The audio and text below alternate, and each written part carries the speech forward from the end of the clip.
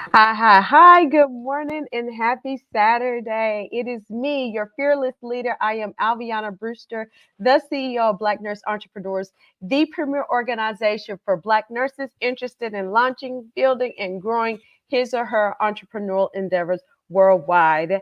If you've been following along, you know that I've been coming to you live every single Saturday since the month of April, and I have given you nugget after nugget after nugget. Today is no different. So, to recap really quickly, April, all about automations. May was about momentum. June was about operations. July was about business planning. August, marketing. September was about leads. October, CRMs. November, AI. And here we are in the month of December, all about sales. And so I wanted to talk to you today about the topic of when your sales goals fail. Ooh, ouch, ouch, ouch, ouch, ouch. This has happened to me before. It does not feel good. But the good thing about all of this is there are solutions. There is help. Help is on the way. Okay. So let's dive deep into this really quickly. I will not be before you super, super long.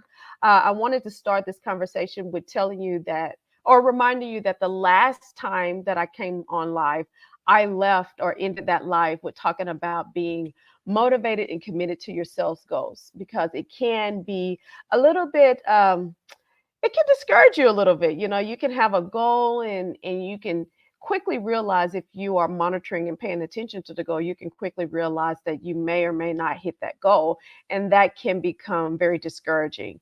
And so I wanted to start by talking about that part of it. And just to remind you that you're not alone.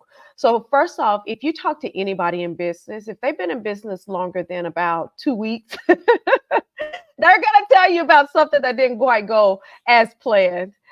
More importantly, the people who we pay attention to are those big business coaches and consultants, industry leaders, subject matter experts, those people who have just killed it in the business world. Every last one of them, if you sit down with them long enough and talk to them, they're going to tell you about a situation that did not go well, where they did not meet their sales goal. They had a launch that flopped. They threw an event that didn't go well.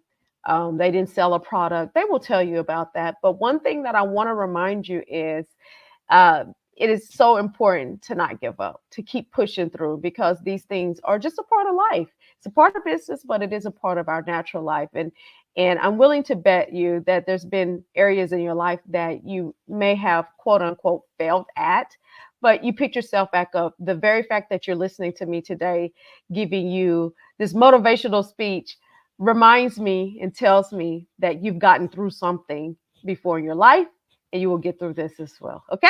So I just wanted to give you that tidbit that you're not alone. This is a part of business. Keep moving forward.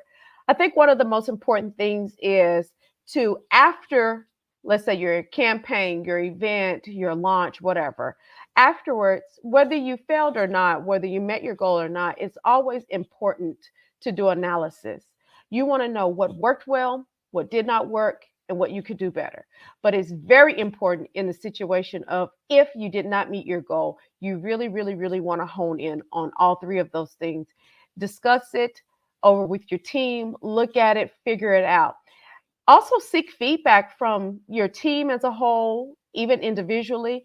You can seek feedback from fellow other entrepreneurs in your space or entrepreneurs in general. One thing that I learned is that everybody can give you really good tips if you pay attention to them. So, just because a person may not do exactly what you do, business is business. So, hey, get that feedback from other fellow peers, okay? How about a coaching program? Do you have access to a coach or mentor or a program that'll be able to, help give you that feedback maybe that you're needing during this time?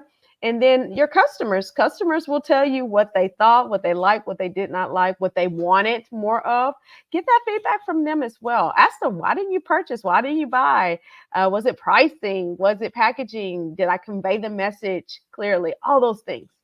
I want you to just really assess and redefine your process. Is the process that you laid out, is that really working?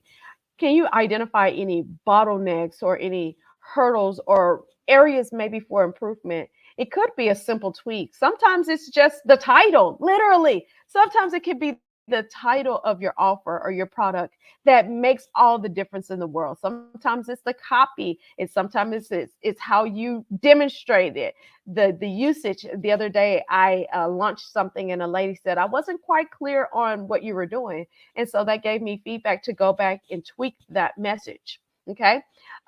Russell Brunson says something that I think is super important when you're talking about your sales process and especially your sales copy. What does your hook look like?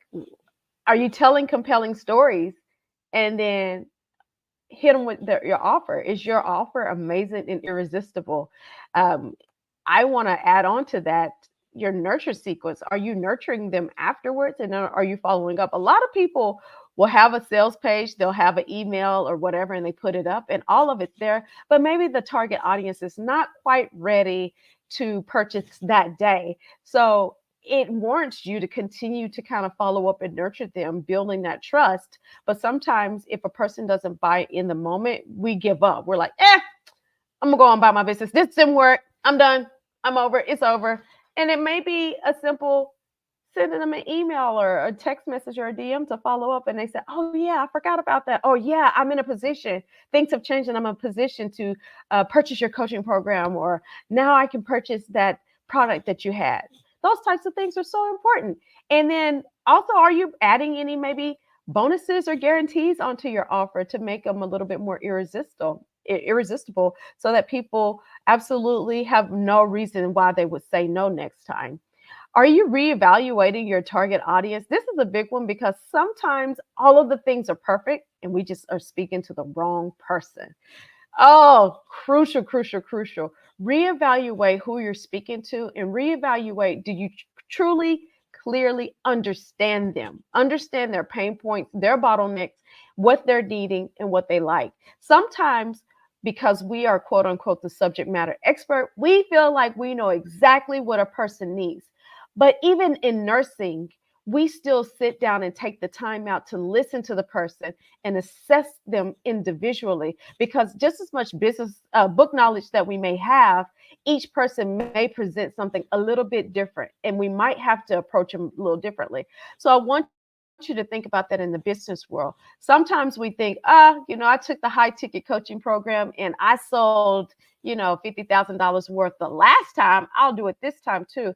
But things may have changed, or maybe the product or service that you're putting forth this time is not speaking to your ideal customer. Reevaluate that target audience and making sure that you truly understand them and the message is clear and simple.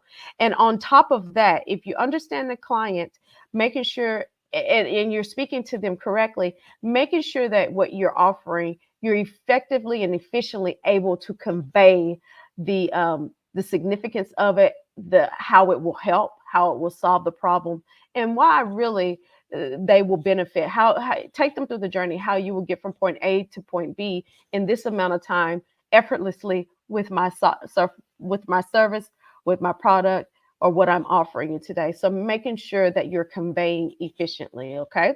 Now, sometimes we just might need to improve. Practice makes perfect. Even the best basketball player consistently practices over and over and over again.